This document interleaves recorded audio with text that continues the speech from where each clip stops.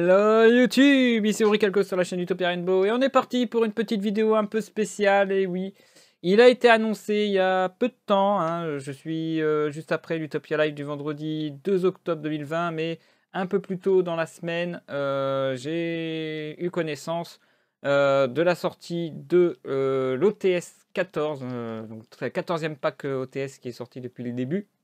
Et donc la liste complète a été annoncée. Et il est temps de faire un petit point sur ce qui est intéressant, de ce qui est moins intéressant. Est-ce que ça vaut le coup? Est-ce qu'ils ont bien fait comme OTS par rapport aux autres, etc. On va regarder ça de plus près. Évidemment, ce qui sont les plus importants, c'est les super rares et les ultimate rares, puisque c'est maintenant, depuis très longtemps, les seuls boosters qui proposent des ultimate rares, qui existaient depuis GX, même peut-être même un peu avant. En booster classique, c'était extrêmement rare à avoir. Là, on est sur le même taux de rareté, mais il faut participer à des tournois pour pouvoir obtenir ces fameux boosters. Mais enfin bref, alors dans cet OTS 14, les 3 ultimates rares, déjà la première est assez attendue. On est sur la Super Poly, qui peut être à la fois choquant et intéressant. Je vais vous donner aussi mon point de vue de manière personnelle, c'est que Super Poly, il a été réédité et facile d'accès, donc l'avoir en ultimate, c'est juste pour le bling bling. C'est quand même une excellente carte, il n'y a pas à dire. Pour ceux qui ont raté les rééditions de Super Poly, faut quand même un peu le faire exprès, hein. Elle était en commune dans un deck de structure. Elle a été en ultra rare dans la dévastation de duel, si je ne me trompe pas du nom. Donc voilà, en ultimate, comme j'ai dit, que du bling bling. Ceux qui l'ont déjà, bon bah ça va peut-être pas trop les intéresser, sauf comme j'ai dit pour le bling bling. Je pense qu'elle va coûter assez cher quand même, hein. Franchement, elle va coûter super cher. Ensuite, on a le Toon Kingdom. Ça aussi, ça peut choquer quand même là par contre. Pour ceux qui jouent pas Toon, ça fait un peu chier. Pour ceux qui jouent Toon par contre, ou qui jouent pour la collection, Toon Kingdom, c'est une carte assez chiante à avoir. Même si elle a été rééditée en mode ultra rare dans la collection complète des dragons. Désolé Psy, je suis en train de faire une vidéo. Alors que on m'envoie déjà des follow en pleine vidéo. Vous pouvez pas arriver avant. Mais merci pour le follow, ça fait plaisir. Salut Abdallah aussi, au passage. Je fais la présentation OTS et j'arrête au fait, c'est juste pour info. Donc vous pouvez constater, je suis en live, hein. Je fais des vidéos mais en live, hein. Comme quoi, toujours les aléas du direct. Donc on en était où? Voilà, Toon Kingdom en ultimate, comme j'ai dit, c'est assez chiant à avoir. Donc encore une opportunité d'avoir Toon Kingdom pour ceux qui jouent Toon. Franchement, pour moi, des 3, c'est la plus intéressante. Donc voilà pour ce qui est de Toon Kingdom. Après, pour ceux qui jouent pas l'archétype, bah, désolé pour eux. C'est le seul des ultimates qui voudront pas. Et enfin, le 3e ultimate, celle-là, elle est très attendue. Bon, après, là, c'est une question de chance. Donc Nibiru, qu'on voit en prismatique, là. Donc Nibiru, c'est les packs, on les a eu juste en carte promo sur les Teambox 2019. Moi, j'ai eu beaucoup de chance, hein, sur les 9 Teambox. J'ai eu les 3 exemplaires de chacune d'entre elles. Donc le Nibiru, le Dimension Shifter et le Plus du tout. Plus du tout qui sera édité, je crois, en commune sur la prochaine Dexostructure, si je ne me trompe pas. Que je vais acheter juste pour la collecte. Mais ça, ce sera la semaine prochaine, je vais en parler justement. Après l'Utopia Live de la semaine prochaine, que je prépare tout ça. Mais enfin voilà, Nibiru, pour ceux qui n'ont pas réussi à la Teambox, qui n'étaient pas présents à la Teambox, je trouve que c'est intéressant. Malheureusement, là, d'un avis personnel, pour moi, ça me fait un peu chier. J'ai déjà mes 3 Nibiru, je n'ai pas besoin de plus. Donc, on peut constater que sur le TS14, à part le Royaume Kingdom, pour ma part, de manière personnelle, encore une fois, il n'y a rien qui m'intéresse. Le Nibiru aussi, histoire d'avoir un peu de bling bling, mais je veux dire, le bling bling. Et la collecte après. Pour les gros collectionneurs, par contre, bah, les 3 sont attendus, évidemment. Donc voilà pour les ultimates. Donc sur les 3, il y en a 2 qui vont être intéressants pour tout le monde. Le 3e, c'est kiff kiff. Donc voilà. Je pense que Super Poly va être le plus attendu des 3. Après, Nibiru, vu le format actuel, c'est un peu compliqué. Ensuite, au niveau des super rares, on a... Alors celle-là, il y a un peu de tout au niveau super rare. Il y en a qui, je trouve, un peu abusés, d'autres qui sont sympas quand même, ça fait plaisir. Et on va commencer par du Madosh. Alors il y a eu énormément de supports Madosh. Ça sortait au fur et à mesure, donc le fait qu'ils les ont réédités, ça fait plaisir. Surtout celui-là qui joue sur les MP, si je ne me trompe pas.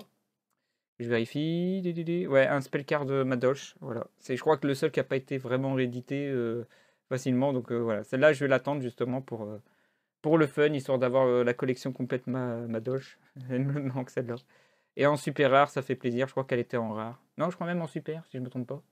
Je sais plus. Elle était en quoi? Elle était en rare. Donc c'est bien, ça fait du bling bling. Là, ça fait plaisir d'avoir une carte comme ça. Surtout pour les joueurs Madoche. Je crois qu'il y a Nicolas qui va se faire plaisir au niveau de notre team, puisque lui-même joue Madoche. Ensuite, on a l'Infernity Général. Celui-là, c'est pour les Infernity. Alors, je connais pas trop le côté Infernity. On avait du 5DS volume 3, donc c'est une carte promo en plus.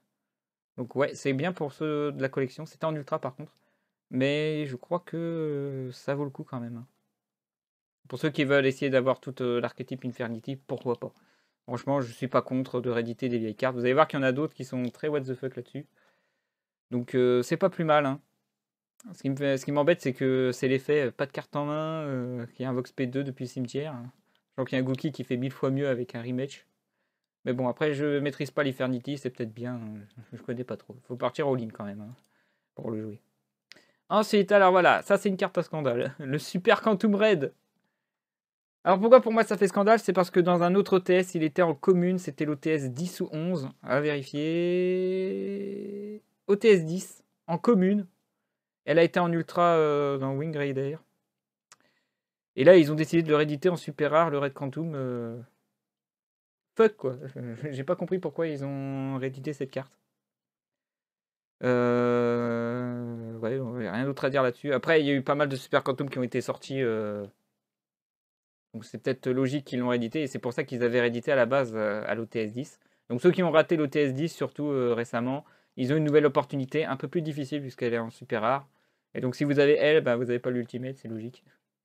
Donc moi j'aime pas trop. Franchement, ça reste une bonne carte. Surtout pour l'époque, ça invoque SP un monstre niveau 5. Vous pouvez faire du gros synchro avec. Aujourd'hui, je sais pas ce que ça va donner, mais on le verra pas trop, hein. Ensuite, ah voilà, ça c'est une carte très intéressante. Le Parallel Exise. Là, je pense notamment au Salamangreat. Je pense notamment à ceux qui jouent des Code Talker, enfin surtout les archétypes Link. C'est une carte très très forte. Elle n'existait qu'en commune. L'avoir en super rare, ça c'est un très bon choix, franchement. Le côté bling bling est intéressant là-dessus pour le Parallel Exise. J'ai rien d'autre à dire de plus là-dessus, hein, ça joue après du niveau 4, hein. Vous pouvez vous faire plaisir aussi. Je sais pas si on peut aussi. On peut utiliser pour faire un Nexus 4 derrière. Ouais, c'est fait pour, de toute façon. Donc il y a de quoi faire, hein. Du Link plus de Lexis, ou du Link 4 direct avec Sivers, hein. L'access code Talker, facile d'accès. C'est pour ça qu'elle est utile, hein, notamment pour le Salam.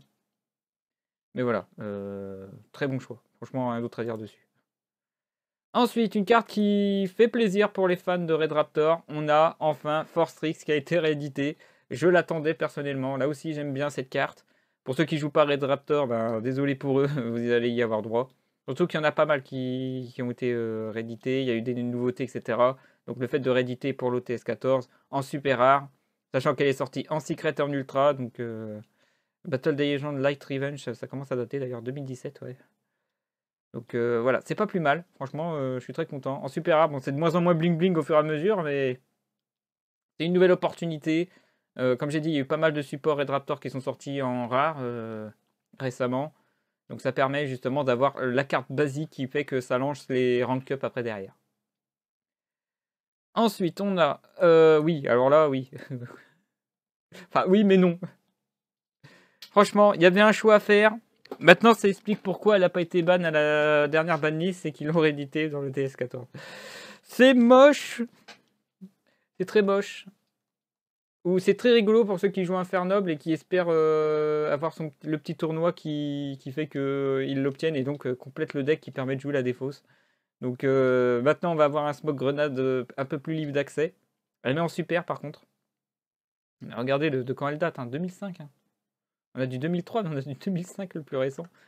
Donc 15 ans plus tard, le Smoke Grenade qui est attendu par beaucoup est réédité pour l'instant en OTS. Est-ce qu'elle va être rééditée après pour être un peu plus libre d'accès via une certaine somme d'argent? Je ne sais pas.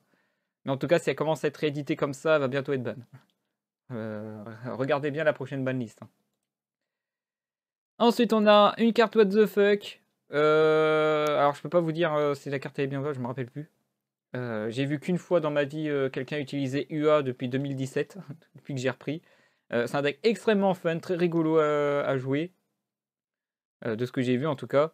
Date d'il y a 5 ans quand même. J'ai repris en 2017 pour dire, j'avais dit.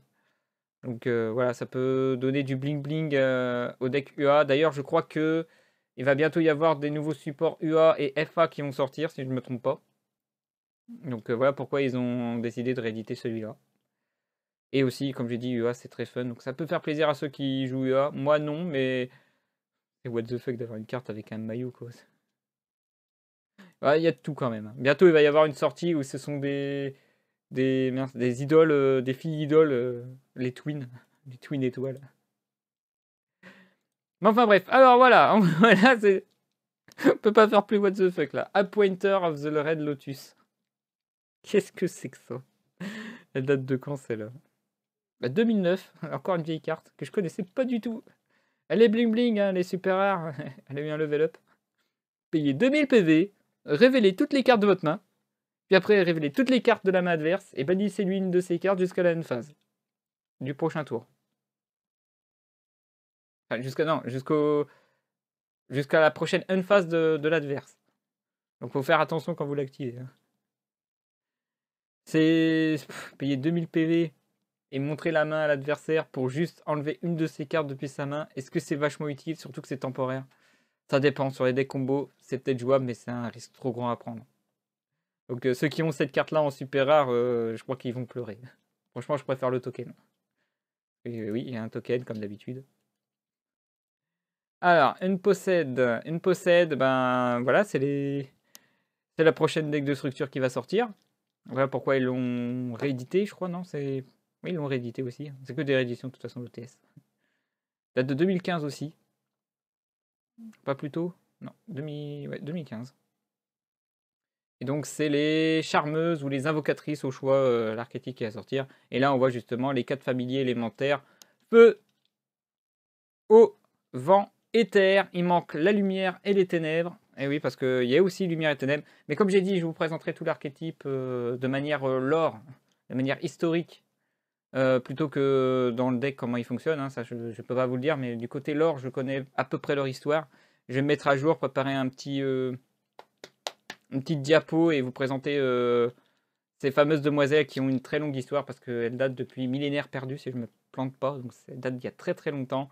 Et lui aussi en particulier, il a un autre lore, mais là c'est extrêmement gros. Donc voilà, donc s'ils ont décidé de rééditer, c'est surtout pour le deck de structure qui va sortir d'ici la fin du mois. Ensuite, on a Atlant Dragon. Alors ça, ou Dragoon. Oh, Dragoon. C'est pas le bon. Atlantean Dragoon, c'est très fort pour les serpents de mer. On a vu des cartes serpents de mer qui ont été bannies à cause, pas que de lui, hein, c'est une autre carte qui a été ban. L'Atlant, ça reste assez fort quand même. Donc ça ferait plaisir de revoir ce genre de truc, surtout qu'ils ont pas mal de supports eau, de supports serpents de mer. Il y a des gros boss qui font énormément de taf à eux tout seuls. Ça fait un moment qu'on les voit plus, parce que la méta actuelle est un peu dégueulasse. Regardez de quand elle date en plus, hein, 2013. Hein. En Ultimate et 2012 en Super Rare. Et bientôt en Super Rare en OTS. Donc voilà, ça permet d'augmenter le libre accès. Mais bon, faut obtenir déjà toutes les autres cartes de l'archétype serpent de mer. Donc good luck à vous. Hein. À moins qu'il va y avoir une réédition. On verra.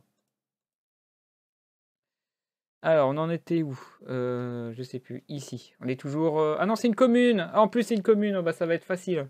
Ça va faire plaisir, du coup. Pardon, on en était aux communes. Ah, on voit pas le temps passer. Le whipping idol.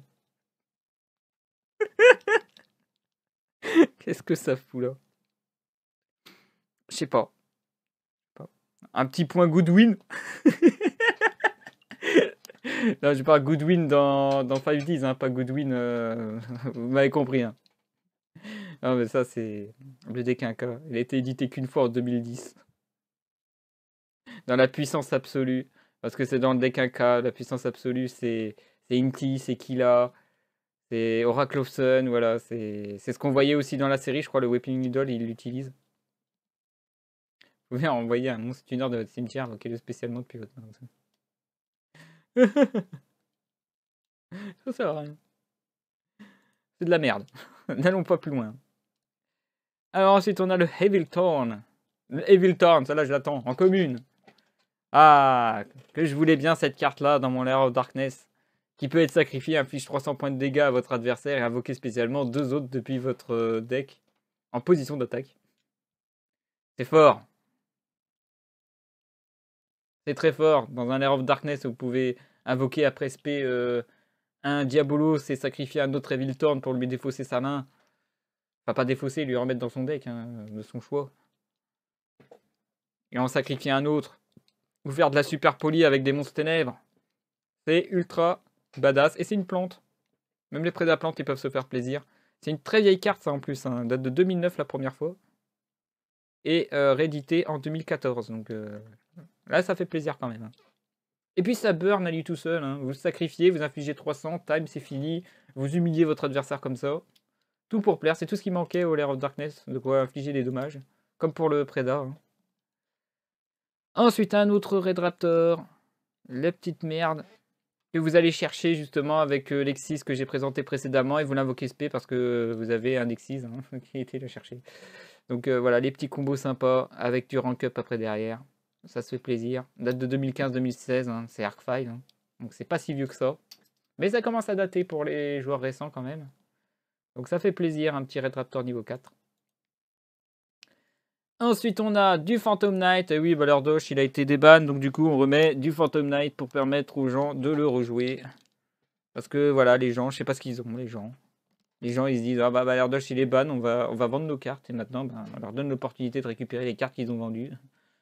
Ah, il est très récent en plus, hein, les rééditions. Ah, il n'a pas été dans le God par contre. Ah, ça me choque. Ultra, secrète et commune. Évidemment, le héros, le deck de héros, c'est les 3 decks avec le nordique et je sais plus. Voilà d'où il vient. C'est pour ça que tout le monde pouvait jouer Phantom Knight avec Orcus. Et waouh, c'était fort. Ensuite, le Void Hog Dragon. Un peu en retard sur son temps. Hein. Il date de 2012. Mais on est sur le Dark Tuner, plus 1 ou plus non-tuner monster, une fois par tour durant le tour de chaque joueur. Quand votre adversaire active une MP et que vous n'avez pas de carte dans votre main, vous pouvez annuler l'activation et le détruire.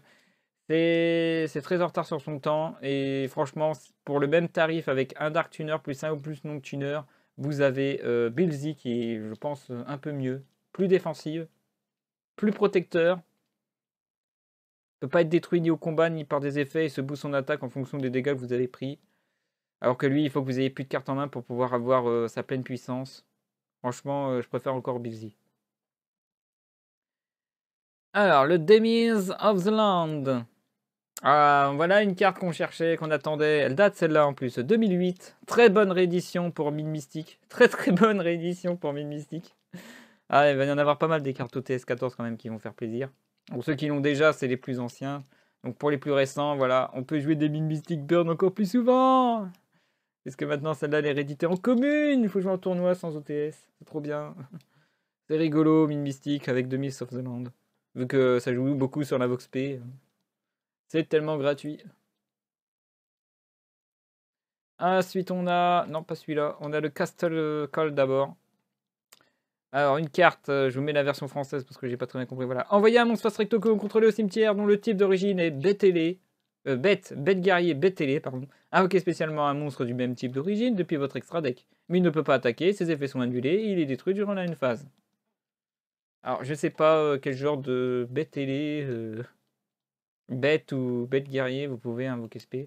Peut-être pour du Zodiac à la rigueur. Invoquer SP à Zodiac et vous... Je sais pas.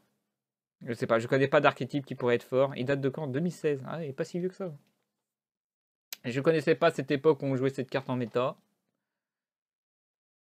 Même à Merce Fourrure, ça sert pas. Spiritual Best à la rigueur. Le problème, c'est que ses effets sont annulés. C'est compliqué. Bah, ça peut avoir une utilité pour certains. Moi, je vois pas, à part Zodiac. Bon, je maîtrise pas assez. Peut-être que c'est bien attendu. Hein. On me le dira. Castle Call, non, on l'a déjà fait. C'est le Cattle en plus, j'ai dit Castle, mais c'est Cattle. Alors, le Phantom Knight Rank Up Magic Blanche. Une carte qui a été ban à cause des anciennes entités, notamment Azathoth. Azathoth qui est actuellement banni, du coup lui a été déban, qui permet de faire le rank up justement d'Exis Dragon. le Dragon X6, de le passer au rang 5 et de faire les combos. Donc pour ceux qui n'ont pas pu l'avoir, ben, c'est une nouvelle opportunité, sachant qu'elle a été en super rare et en commune en 2018 sur le légendaire Hero Deck. Et en MP17, le Mega Team Box en super rare et Invasion Vengeance en super rare. Ah, elle est pas... Si. Bon, j'ai eu dans Invasion Vengeance, moi j'étais content de l'avoir en super rare, jusqu'à ce qu'elle était ban. Mais bon, maintenant qu'il n'y a plus d'Azatoth, on le voit beaucoup moins souvent. Ensuite, on a le Chien Spy. Putain, ça c'est vieux ça. Encore une très très vieille carte. Sélectionnez un monstre face recto que vous contrôlez. Donnez le contrôle à votre adversaire jusqu'à la end phase. Vachement utile. Une carte magie normale. Qui a été éditée en 2007. Ça date. C'est très utile dans un deck où vous avez Champion numéro 2. Vous donnez le contrôle à votre adversaire. Votre adversaire se prend de gros dégâts à cause de cette carte. C'est un des exemples. Mais bon, j'ai déjà mes Chien Spy. Quand même 2008, enfin 2005-2007, ouais, ça va. Améba et tu fais ça, ouais c'est ça. C'est Améba, c'est pas Champignon? Ah, je confondais alors, désolé. Mais voilà, donc, le Chien Spy pour voilà, la collection, pour ceux qui ne l'ont pas, une nouvelle opportunité, pourquoi pas. Alors ensuite encore un Red Raptor, le Red Raptor Nest, très utile pour le deck Red Raptor, hein, c'est le turbo là. Si vous contrôlez 2 Red Raptor ou plus, vous pouvez ajouter un Red Raptor de votre deck ou cimetière à votre main. Et c'est une magie continue, donc à chaque tour vous pouvez vous faire ça. C'est super. Et oui, elle date de 2016 récemment. Elle a été en commune. Elle a été en... Ouh, Shatterfall. Elle a été en Shatterfall. C'est pas en Starfoil, hein, c'est un Shatterfoil. C'est une sorte de mosaïque foil. Et en rare, donc là, elle va être en commune. Pour ceux qui veulent vraiment finir leur Red Raptor, c'est des très bonnes cartes en OTS. Hein, franchement. L'attaque d'Icar, alors ça c'est vieux ça. Encore une carte vieille.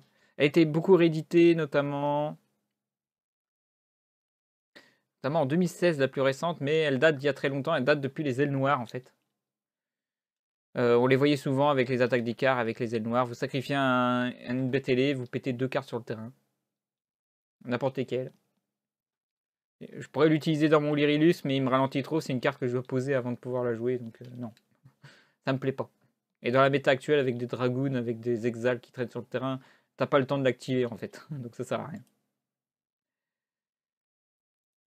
Ensuite, on a un Phantom Knight of the Shadowlands, c'est la carte piège, si je ne me trompe pas, qui invoque spé en position de défense. Elle peut être invoquée spé si vous n'avez pas de piège dans votre cimetière. Le tour, vous l'avez posé. Voilà, c'est ça. C'est un des moteurs principaux qui permettait aux Orcus de partir sur le gros combo. Hein, d'avoir 2 monstres sur le terrain et de faire tout le combo de l'époque des championnats de France de 2019. A été édité en commune dans les decks de héros, encore une fois. Donc ceux qui ont héros légendaires. La partie Phantom Knight, à moins d'avoir acheté qu'un seul légendaire héros, ça fait un peu chier hein, quand même, je trouve. Et enfin, le Spirit Token. Alors par contre, là, le Spirit Token, c'est le premier token que je vois. Je sais pas d'où il vient. J'avais cru que c'était dans les Tenyi, mais en fait non. Donc je sais pas du tout à quoi il sert. C'est une 0 d'attaque, 0 de dev, 2, et c'est un warrior. Est-ce que quelqu'un peut me dire sur quoi? Je vois pas du tout dans quoi il devait être à la base. Mais bon, ça reste un token, on peut s'en servir comme n'importe quel token, c'est pas très fun. Il est pas moche hein, quand même, je trouve. Il est pas très moche. Ça ressemble tellement à du Tenny avec le dragon légendaire là, qui permettait d'avoir un spirit chien. Est-ce que ça peut être du Unchained parce que ça ressemble un peu au chien Unchained?